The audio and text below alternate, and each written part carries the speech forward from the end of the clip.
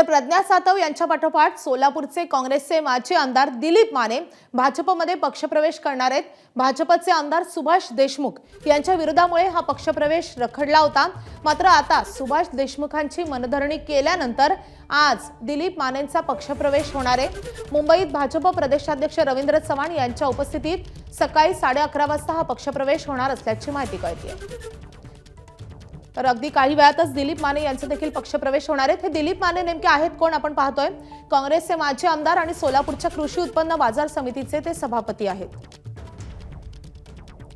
सोलापूर जिल्ह्यात विविध शिक्षण संस्था, साखर कारखाने आणि बँकिंगचं जाळं त्यांचं आहे। वडील ब्रह्मदेव माने काँग्रेसचे बुजुर्ग नेते होते। सुशील कुमार शिंदेंचे निकटवर्तीय अशी त्यांची जिल्ह्यामध्ये ओळख होती।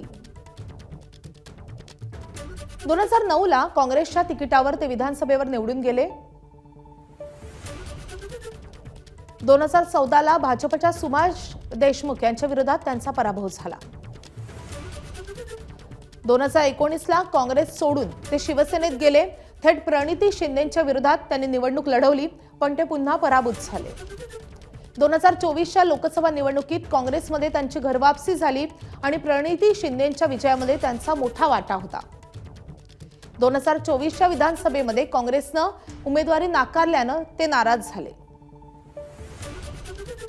2025 ला कृषी उत्पन्न बाजार समिती निवडणुकीत भाजपचे आमदार सचिन कल्याण शेट्टींसोबत युती करून ते विजयी झाले। आमदार सुभाष देशमुख यांच्या विरोधात